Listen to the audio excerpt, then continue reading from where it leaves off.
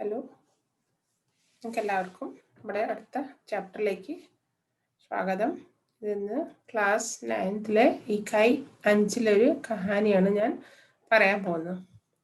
കഹാനിയാണ് Mary Mamata മയി മാ. സുഖ്താ നഹി യഹ പ്രേം കാ വട്ട് തുമ്ഹാര ബോയ. അപ്പോൾ ഒരു അർത്ഥത്തില് അമ്മ നട്ടിരിക്കുന്ന ഒരു സ്നേഹത്തിന്റെ വൃക്ഷം ഒരിക്കലും ഉണങ്ങി പോകില്ല എന്നുള്ള ഒരു അർത്ഥമാണ് ഈ ഇതിന്റെ മുകളിൽ ഹെഡിങ് എഴുതിയിരിക്കണേ. അപ്പൊ ഇത് ഡോക്ടർ APJ അബ്ദുൽ കലാമിന്റെ ഒരു കഹാനിയാണ്. അപ്പൊ നമ്മള് കഥയിലേക്ക് കടക്കാം. द्वितीय विश्व युद्ध के दौरान हमारा परिवार कठिनाइयों के बीच से गुजर रहा था. द्वितीय विश्व युद्ध के दौरान അതിന്റെ അർത്ഥം എന്നാ? ദ്വിതീയ എന്ന് പറയുമ്പോൾ സെക്കൻഡ് എന്നുള്ള അർത്ഥത്തിലാണ് ദ്വിതീയ എന്ന് പറയുന്നത്. എല്ലാവർക്കും അറിയുന്നതായിരിക്കും. അപ്പോൾ സെക്കൻഡ് വിശ്വ യുദ്ധ, സെക്കൻഡ് വേൾഡ് വാറിന്റെ ദൗരാൻ, ആ സമയത്ത് ഹമാര പരിവാർ, ഞങ്ങളുടെ പരിവാർ എന്ന് പറയുമ്പോൾ നമ്മുടെ ഫാമിലി, കഠിനായിയോ കെ ബീസെ ഗുസർ റഹാ ഥ, ഭയങ്കര ബുദ്ധിമുട്ടുള്ള ഒരു സമയമായിരുന്നു എന്നുള്ള അർത്ഥത്തിലാണെന്ന് പറയുന്നത്. ആ സമയം ഗുസർ റഹാ ഥ, ഭയങ്കര ബുദ്ധിമുട്ടിലൂടെ കടന്നു പോവുകയായിരുന്നു. മേ ഉസ് സമയ 10 സാൽ കാ ഥ, ഞാൻ ആ സമയത്ത് ഉസ് സമയ 10 സാൽ കാ ഥ, 10 സാൽ എന്ന് പറയുമ്പോൾ വയസ്സായിരുന്നു, എനിക്ക് 10 വയസ്സായിരുന്നു ആ സമയത്ത്. और युद्ध रामेश्वरम में हमारे दरवाजे तक प्रायः पहुंच चुका था.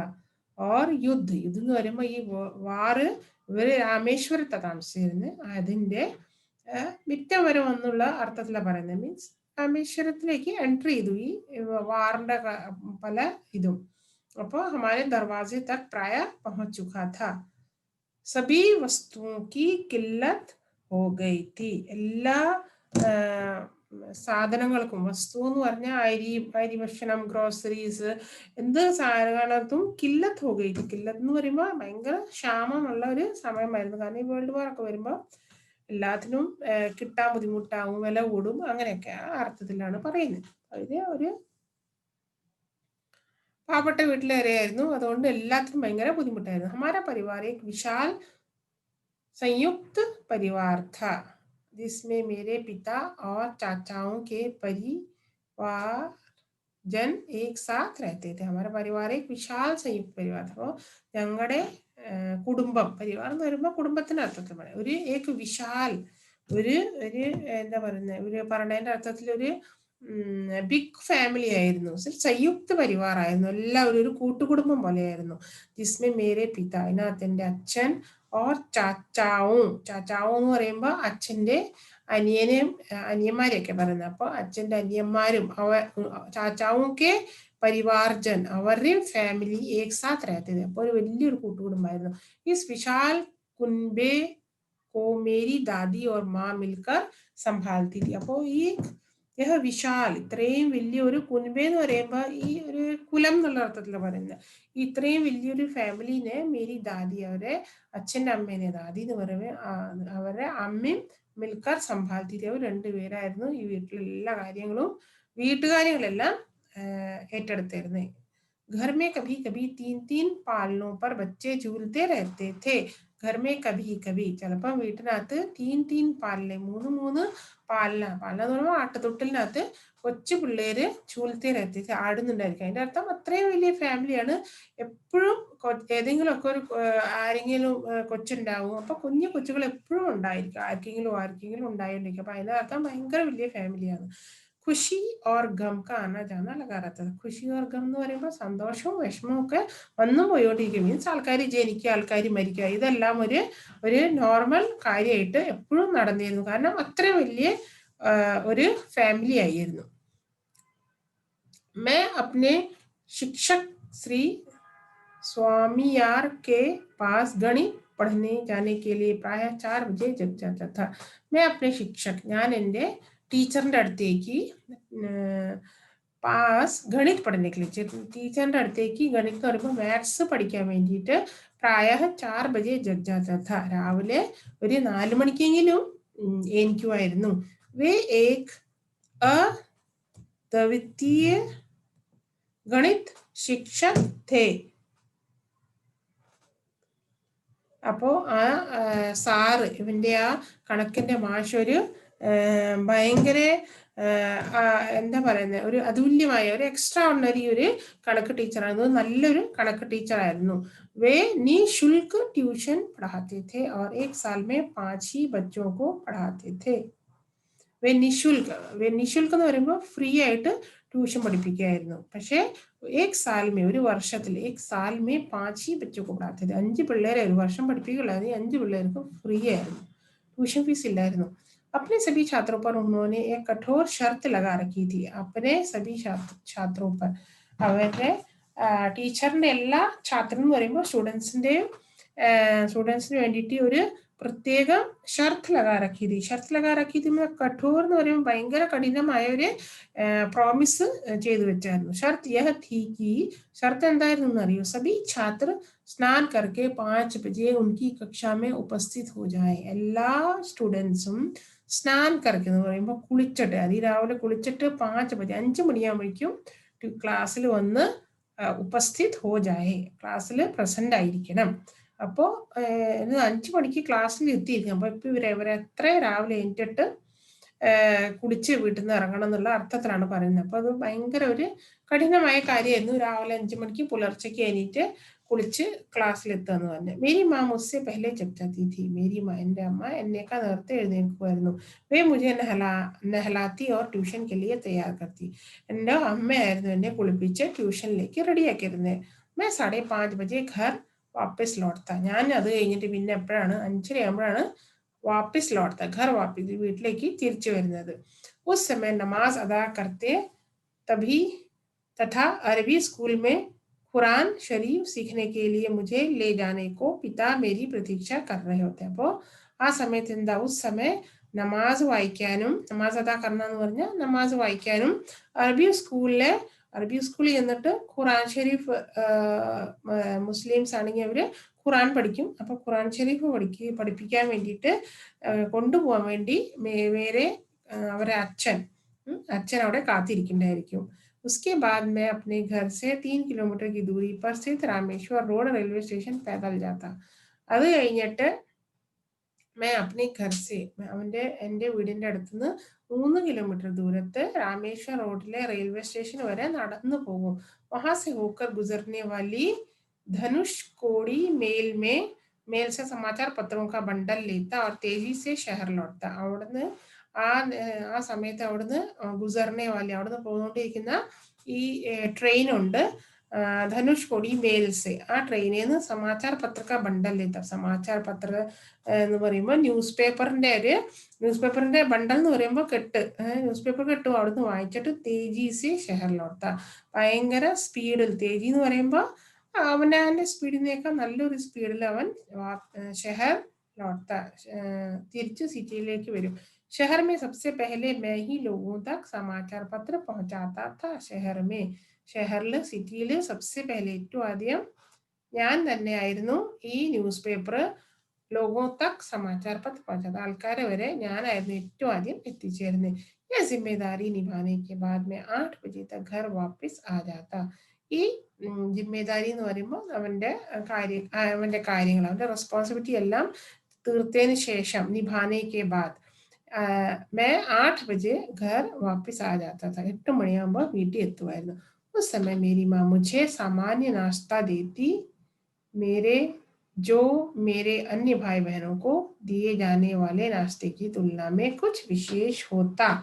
അപ്പം എന്താ, ഉസ് സമയം മേരി മാ, ആ സമയത്ത് എൻ്റെ അമ്മ മുझे സാമാന്യ നാസ്ത देती, എന്നെ സാമാന്യമായ ഒരു നോർമൽ എല്ലാവരും കഴിക്കുന്ന ഒരു നാസ്ത തരും. അപ്പം എന്നെ അത് जो मेरे अन्य भाई बहनों को, जो मेरे अन्य, അത് എൻ്റെ ബാക്കി എൻ്റെ സഹോദരങ്ങളും സഹോദരികൾക്കും ജാനെ വാലെ നാസ്തയ്ക്ക് തുലനാമേ കുച്ച് വിശേഷത, കുറച്ച് അവരുടെ ബ്രേക്ക്ഫാസ്റ്റിനേക്ക് അല്ലെങ്കിൽ നാസ്തയ്ക്ക് കുറച്ച് വ്യത്യാസം കാണും എൻ്റെ കഴിക്കുന്ന ആഹാരം. അത് എന്തുകൊണ്ടാണ്? അതെന്തുകൊണ്ടാണ്? മേ പഠായി ഓർ കമായി ഏക് സാത്ത് കർത്താ താ, ഞാൻ പഠിക്കുകയും ചെയ്യുമായിരുന്നു, പണിയെടുക്കുമായിരുന്നു. അപ്പൊ രണ്ട് കാര്യങ്ങൾ ഒരുമിച്ച് ചെയ്തുകൊണ്ട് ഇവന് കുറച്ച് ആഹാരങ്ങളിലൊക്കെ കുറച്ചൊരു വ്യത്യാസമായിരുന്നു. കുറച്ച് കൂടുതൽ കൊടുക്കുക. അതുകൊണ്ടല്ലേ എല്ലാവരും ജോലി ചെയ്യുന്നവർക്ക് കുറച്ച് കൂടുതൽ കൊടുക്കുക, പണിയെടുക്കുന്നവനാണ്.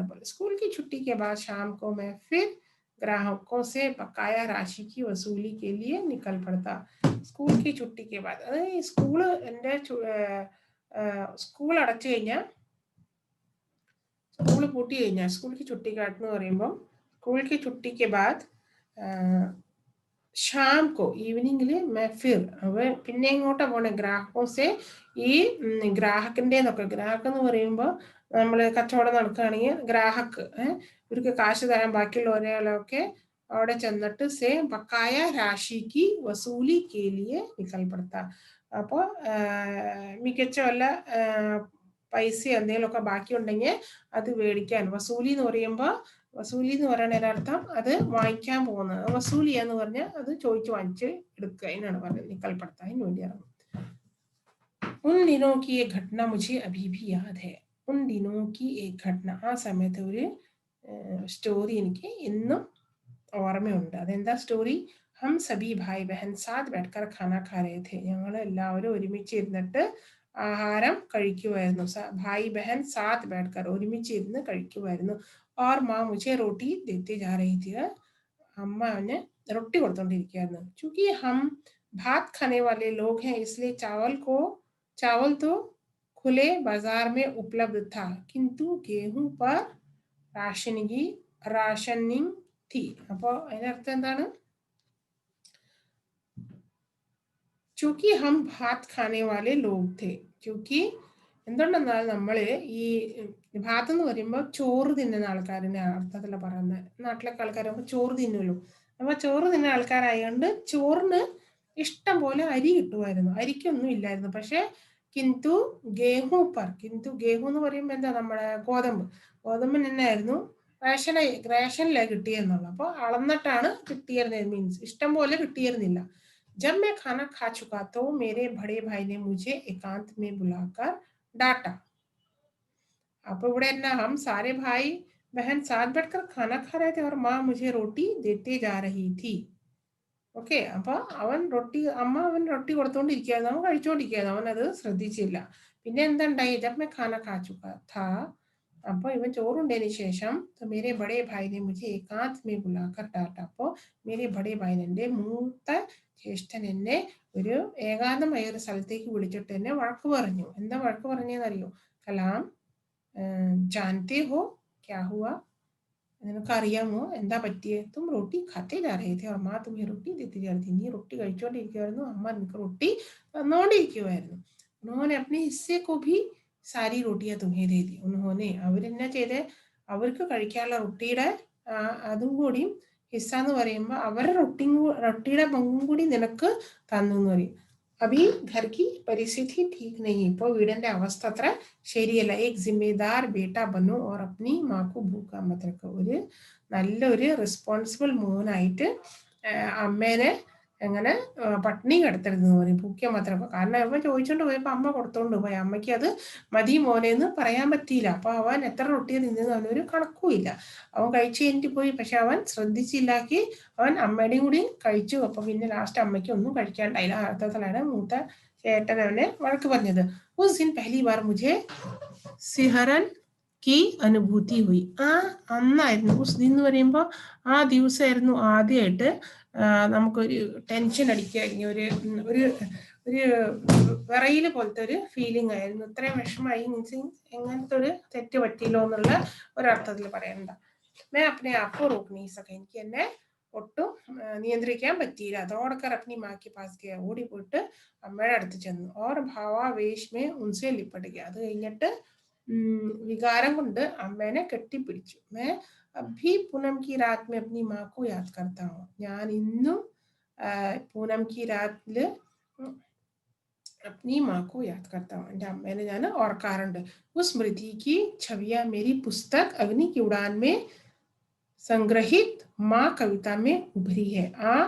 ഈ കഥ എവിടെയാ എഴുതിയേക്കുന്നത്? ഉസ് സ്മൃതി കോ, ആ ഒരു ഓർമ്മേനെ എവിടെയാ എഴുതിയേക്കണേ? അഗ്നിക ഉഡാന്ന് വിങ് ഓഫ് ഫയർ എന്ന് ഡോക്ടർ APJ അബ്ദുൽ കലാമിന്റെ ഒരു പുസ്തകമുണ്ട്, നിങ്ങൾ വായിച്ചു കാണും. അതിനകത്ത് മാ എന്നുള്ള ഒരു ചാപ്റ്ററിനകത്ത് അത് എഴുതിയിട്ടുണ്ടെന്നാണ് പറയുന്നത്. ഉഭരി ഹെ മത്ലബ് അതിനകത്തേക്ക് അതിന്റെ കുറച്ച് കാര്യങ്ങൾ എഴുതി വെച്ചിട്ടുണ്ട്. യാ മേരി മാ കി കഹാനിയെ, ഇത് എന്റെ അമ്മയുടെ കഥയാണ്. വേ 93 സാൽ കി ഉമർ തക് ജീവിത് രഹി, അവര് 93 സാൽ കി ഉമർ തക് ജീവിത് രഹി. 93 എന്ന് പറഞ്ഞാൽ 93 വയസ്സ് വരെ ജീവിച്ചിരുന്നു. വേ ഏക് സ്നേഹശീൽ ദയാലു ധാർമ്മിക് പ്രവർത്തിക്ക് മഹിളാത്തി, അവരെങ്ങനെയായിരുന്നു? ഒരു സ്നേഹം നിറഞ്ഞ ദയാലുവായ ഒരു ധാർമ്മിക് എന്ന് പറയുമ്പോൾ ഒരു ദൈവവിശ്വാസമുള്ള ഒരു സ്ത്രീ ആയിരുന്നു. മേരി മാ റോസ് 5 ബാർ നമാസ് അദാ കർത്തി തി, അവരുടെ അമ്മ എന്നും ഡെയിലി, റോസ് എന്ന് പറയുമ്പോൾ ഡെയിലി 5 പ്രാവശ്യം നമാസ് വായിച്ചിരുന്നു. അപ്പോൾ അവര് നമാസ് വായിക്കുമല്ലോ. मैंने जब भी उन्हें नमाज अदा करते हुए देखा तब मैं प्रेरित हुआ और मैंने अपने अंदर परिवर्तन महसूस किया. അവരെപ്പോ ഈ നമാസ് मैंने जब भी, ഞാൻ എപ്പോഴും അവരേനെ നമാസ് വായിക്കുന്ന കണ്ടേക്കണേ. തബ് मैं प्रेरित हुआ, അപ്പൊ എനിക്കൊരു പ്രേരണ കിട്ടി. मैंने अपने अंदर परिवर्तन महसूस किया, എൻ്റെ അകത്ത് എനിക്കൊരു പ്രത്യേകം ഒരു പരിവർത്തനം വന്നിട്ടുണ്ട് ഈ അമ്മേനെ എങ്ങനെ നമാസ് വായിക്കുന്ന കാണുമ്പോൾ. അത്രയും ഒരു സ്പിരിച്വൽ ഒരു സ്ത്രീ ആയിരുന്നു അവരുടെ അമ്മ. നാരി ഈശ്വർക്ക് സുന്ദർ രചന, നാരി എന്ന് പറയുമ്പോൾ ഫീമെയിൽ, പെണ്ണുങ്ങൾ എന്ന ദൈവത്തിന്റെ ഒരു ഭംഗിയായ ഒരു രചനയാണ് പറയുന്നത്. ദോ മഹാൻ महिलाओं की स्मृति से सदैव प्रेरित एवं ഉത്സാഹിത് ഹോത്താഹും മേ, ഞാൻ എപ്പോഴും ദോ മഹാൻ മഹിള, രണ്ട് വലിയ മഹിളാവും കി സ്മൃതി സെ, അവർ രണ്ട് വലിയ നല്ല പേര് കേട്ട് അല്ലെങ്കിൽ റെസ്പെക്ട് ചെയ്യുന്ന രണ്ട് സ്ത്രീകളെ സ്മൃതി സെ, അവരെ ഓർമ്മയിൽ എപ്പോഴും സദൈവ് പ്രേരിത് ഏവം ഉത്സാഹിത് ഹോത്താ റഹാഹും, എപ്പോഴും എനിക്ക് ഒരു പ്രേരണ ഒരു ഉത്സാഹം കിട്ടുന്ന രണ്ട് പേരായിരുന്നു അവര്. ഇൻമേ സെ ഏക് മേരി മാ ഹെ, അതിനകത്ത് നിന്ന് ഒന്ന് അവരുടെ അമ്മയായിരുന്നു. ഓക്കെ, ഒന്ന് അവരുടെ അമ്മയായിരുന്നു. തഥാ ദൂസരി, രണ്ടാമത്തെ ആരായിരുന്നു? ഭാരത് രത്ന MS സുബലക്ഷ്മി, രണ്ടാമത്തെ ആളായിരുന്നു ഭാരത് രത്ന കിട്ടിയ MS സുബലക്ഷ്മി എന്ന് പറഞ്ഞിട്ടുള്ള പുള്ളിക്കാരി. അപ്പോൾ ഈ രണ്ട് പേരും എപ്പോഴും റെസ്പെക്ട് ചെയ്യുന്നൊരു ആൾക്കാരായിരുന്നു APJ അബ്ദുൽ കലാമിന്റെ ജീവിതത്തിൽ. അപ്പോൾ ഇത് ഒരു നല്ല ഒരു കഹാനിയായിരുന്നു. ഐ ഹോപ്പ് നിങ്ങൾക്ക് ഇത് മനസ്സിലായി കാണുമെന്ന്. Please like and share, subscribe my channel. ഞാൻ ഭയങ്കരമായിട്ട് സ്ലോ പറയാൻ ട്രൈ ചെയ്തിട്ടുണ്ട്. ഐ ഹോപ്പ് നിങ്ങൾക്ക് ഈ ക്ലാസ് മനസ്സിലായി കാണും, ഇഷ്ടപ്പെടുന്നു. So thanks for watching.